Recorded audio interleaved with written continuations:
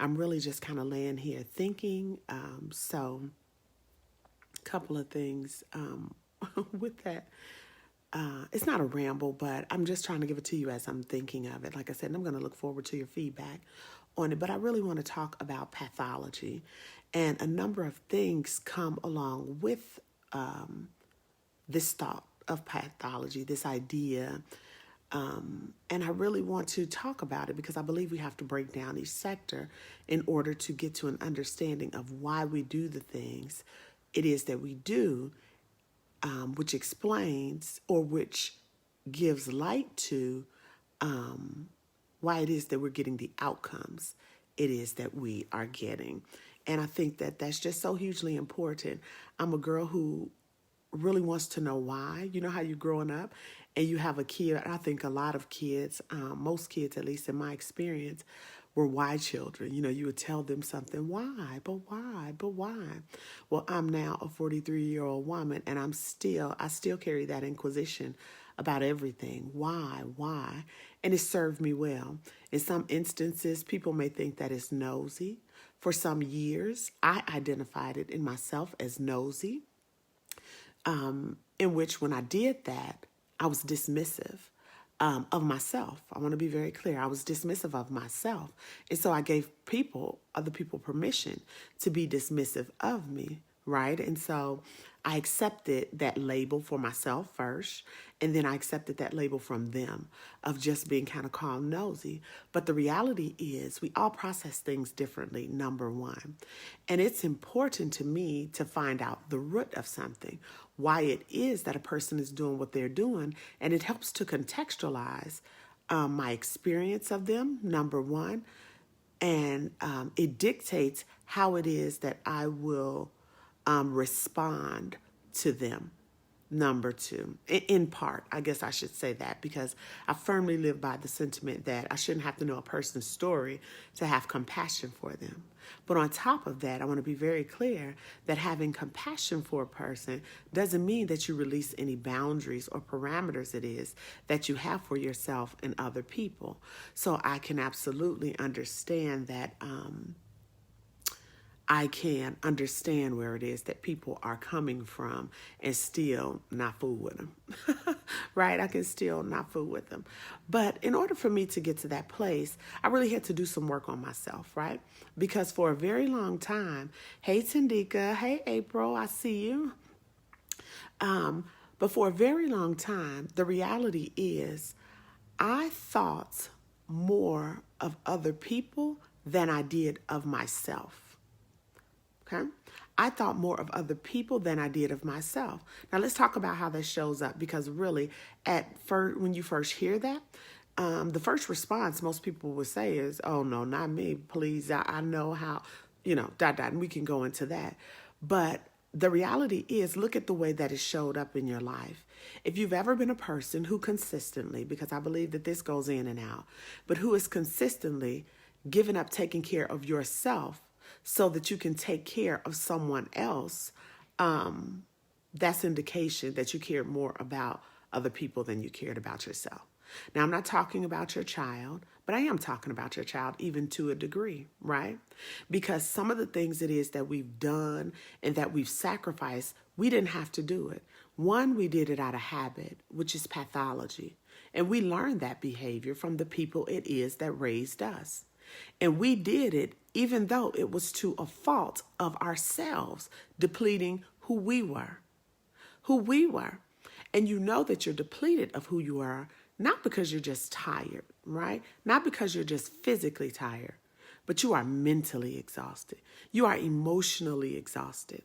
And a lot of the reason that exhaustion has set itself in or shown itself up in our bodies is because we have not paid attention to it.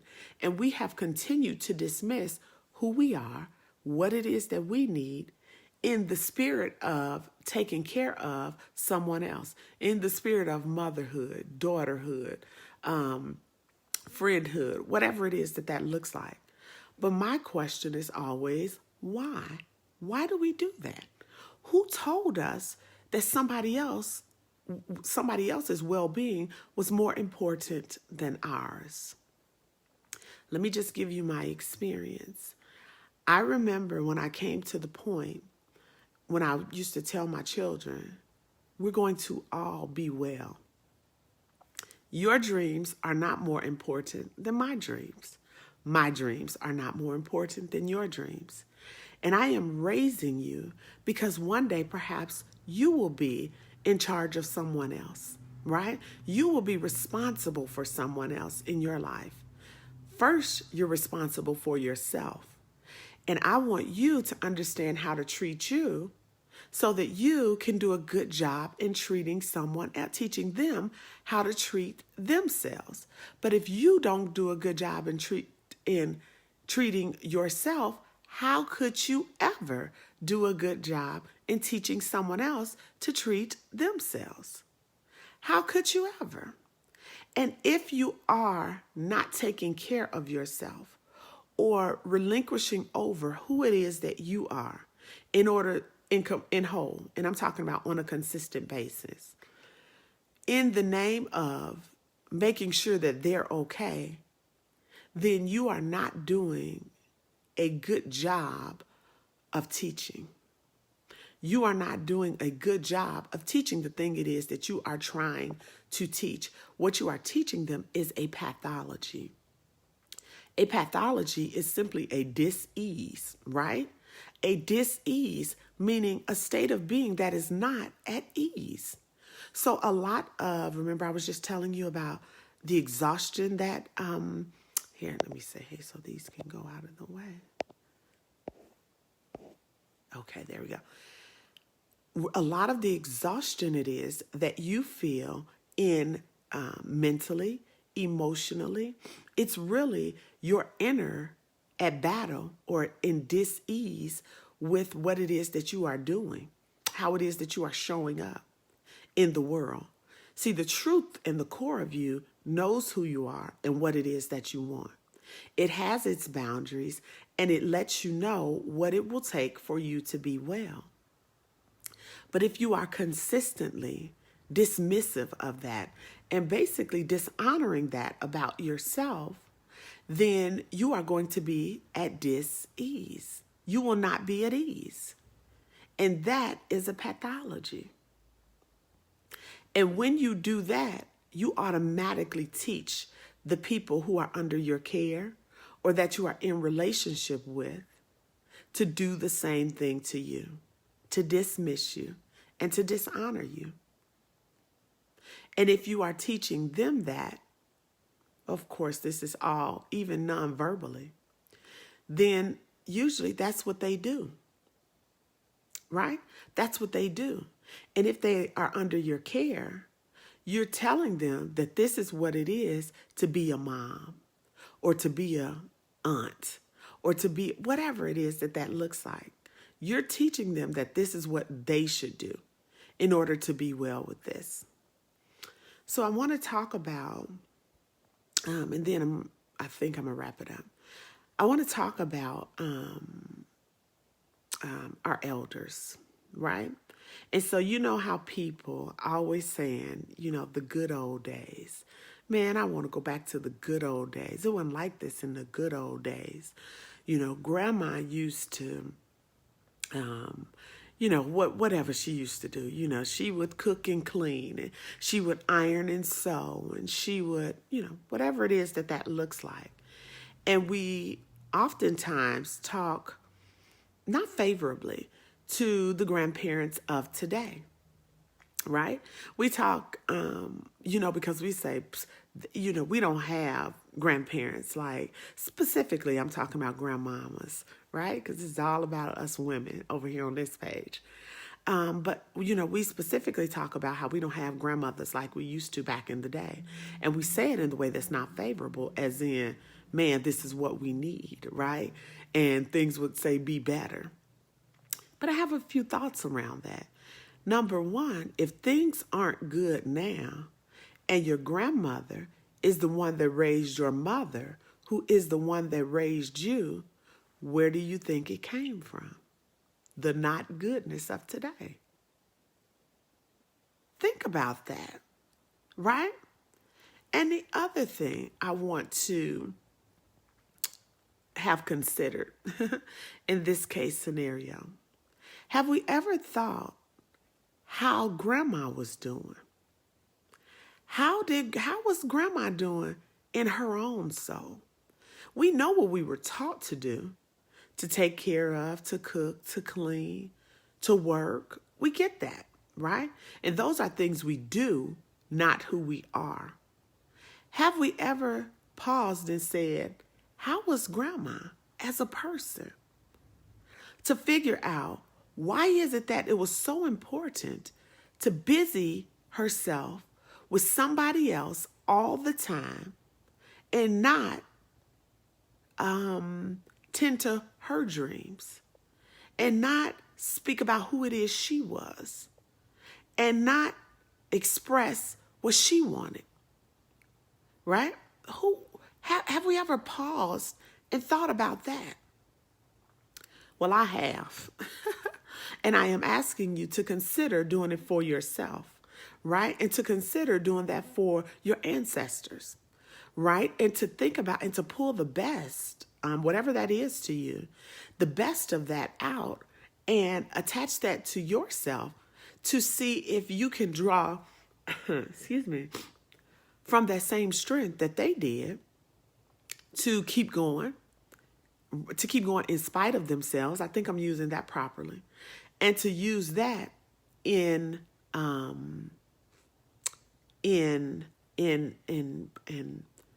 am I trying to say when you are using it? To use that in benefit of yourself. So they did things in spite of themselves in some instances, right?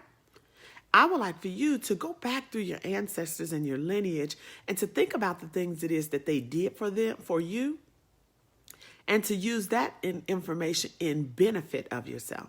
To say, I appreciate the sacrifice it is that they made. I appreciate the fact it is that they poured more into them.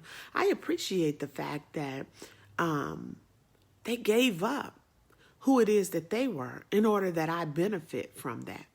I'm grateful.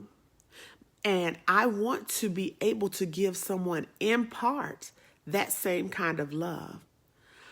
But as a lesson of that lineage and research, I'm choosing to show up in a more authentic way for my children, for my grandchildren, and really for those who I'll even never meet, because because you were here on this earth, it will be different because of you in your family history. In your family tree. And so I want you to give them the gift of self-awareness. I want you to give them the gift of self-care and break the pathology of dismissive, to break the pathology of abandonment. And I'm not talking about abandonment of someone else physically from you. Oh, my mom wasn't there. My dad wasn't there. My family wasn't there. Not that dismissal. I'm talking about the dismissal of you to you. I want you to teach them to be different because of you. To teach them to work themselves out to show up in this world in a way that honors them, their time, their physical experience, their appearance. All of those things matter. And when you don't, you create a pathology that won't serve them. Excuse me. Excuse me. And I just want us, today is, or not today, but it's Women's History Month. So I really, really want to hone in on the things that give us our strength as women. And I believe one of the main things that gives us strength is self-awareness. I think that is one of the most invaluable tools it is that you can have as a human being. And the way that you get to self-awareness is by consistently asking the questions of why. Why am I doing this? Why is this like this in my life? Why am I showing up in the world this way? Why am I not doing this? Right? Constantly asking yourself and other people, why? Why? And when you ask those questions, sometimes the answers you get may not be favorable to you, meaning you may not like them and what they have to say about other people that you know, love, and trusted. Or you may not even like the answers that they give you about you. That's okay. That's okay, because someone's experience of you is not, number one, you're not beholden to it, right? You cannot be attached to that. But number two, it doesn't make it your truth. It's their experience, and that's okay. That's okay. Use it in a way that works for you. But when you get this, I want you to understand and to not be hard on yourself. Hold yourself accountable, but don't be hard on yourself. Say, man, how could I be so stupid? Man, that was dumb. None of that. We're not here to beat ourselves up, because that's just really shaming ourselves. And what I know for sure is that shame is the lowest vibration. And you'll never bring out the good in someone telling them how bad they were. And that goes for you to you as well. So when you get this information and you ask these questions of why and you get these answers, it's really about dissecting that information in order to contribute to your own well-being. Because the only way that you can begin to change a thing is by acknowledging and recognizing a thing, right? Acknowledging and recognizing it without attachment. Without attachment. And that's a skill. That takes work in everything it is that you do. But you can do it. You have to do it for you. You have to do it to break the pathology that does not serve you or your family, and the thing that is causing dis-ease in you and has possibly taken out great grandma, Medea, big mama, granny, whatever that case may be. It may be possibly affecting you the same way. I believe that diseases are contributed to by the thing it is that we hold inside of ourselves, be it anger, resentment, hatred, rage, silence, fury, all of those things. All of those things. And I want us to be well. So thanks for listening. I'm going to get off. I just wanted to share that with you before I really kind of got up and got going. But I wanted to share that with you and to give you something to think about. And I'm really interested in knowing your thoughts behind it. I'm interested in knowing if you have any pathologies, if you could have the conversation really with yourself first, because this is all about you. And if you've been following me for a while, you know that I truly believe that all roads lead to you. They all lead to you. Any anger you have at other people, any anger, any upset that you have, and experiences that you have with other people for the bulk majority, it really, it doesn't speak to that person. It really speaks to you. It leads back to you and that question of, what did I contribute to this moment, to creating this moment, to creating this experience? All right. So, alrighty. I'm going to get out of here. I am really, looking forward to your feedback. And I encourage you to invite someone over to our page and let's continue this conversation. And let me know what it is that you want to talk about. How is it that we can expand this conversation and information it is that you get on this page? I like to hear back from you, okay? All righty. And, I'm sitting here thinking about it. I didn't do my usual introduction. And now it's time for me to do my usual exit, what it is that I say with that. So let me do my introduction, because I always like for people to know what it is that I'm committed to. At one point, I used to do this, and when I say this, meaning you're more than their mother. It was a business in itself, and I went out looking for speaking engagements behind these topics it is that I come to you all with, and really just the whole philosophy behind you're more than their mother. I've since stopped doing that, and I really just do it in terms of community, because it's my gift really to the world. It's number one, what it is that I do well. And number two, it is one of my, I believe it is my purpose in life. Let me say it is part of my purpose. So it's always my pleasure to share with you anything it is that I think I know at that moment. And that has worked for me, and experiences it is that I have. And it also sets a clear intention for myself. And hopefully it comes off to you, because I want you to know that before I speak, this is where I'm coming from. This is where it is that I'm coming from. So let me give you my usual intro here. And it is, hi, my name is Sherilyn Dorsey, and I help moms and women reclaim, realign, and rebalance their lives and to go after their dreams. And actually, I kind of want to talk about that real quickly. What it is that I open with, my mantra, my motto of my business. When I say reclaim, realign, and rebalance, first of all, the prefix re simply means to do over, right? To do over again. So what that tells me, or the reason it is that I use that prefix on these words, claim, align, and balance, is I believe that you had those things. And not only had those things, but you have those things in you right now. You have balance. You have authority, or the claim over yourself, right? Which I always call agency. You have that balance. You do. It lives in you innately.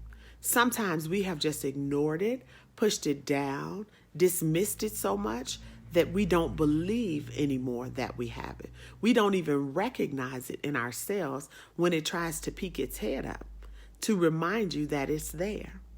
And so what I hope is that the discussions that we have with one another help to tap those innate characteristics in you, for you, in order that you remember them and that you return to who it is that you were before it is that you became something else that doesn't serve you, right? So that's what that motto was birthed out of. And then I leave you with these words every time. It's time to move beyond anyone else's expectations of who you ought to be and become the woman you thought that you could be. Once again, it's another reclamation into the power it is that already lives in you, and a reminder to quiet the noise, because we're going to have people telling us all the time who they think we are and what they think we ought to do. And that goes for our mamas and daddies and sisters and brothers and children and spouses and significant others especially. And because of the place they have in your life, sometimes almost by default or accident, we tend to believe them over ourselves, right? And I just want the last thing you to remember from me is that you are the most important voice in your life. Your power lies in you. So that's why I do that. That's why it's important for me to intro myself in that way and to exit in that way, because my intention is clear in this world, in my life, and it's in particular when I come on to share information with the world. All righty. So I leave you with those words. You all have a great rest of your day. Do invite someone over to the page. Share this information. And I look forward to your comments. All righty. So I will talk to you all next time. Bye.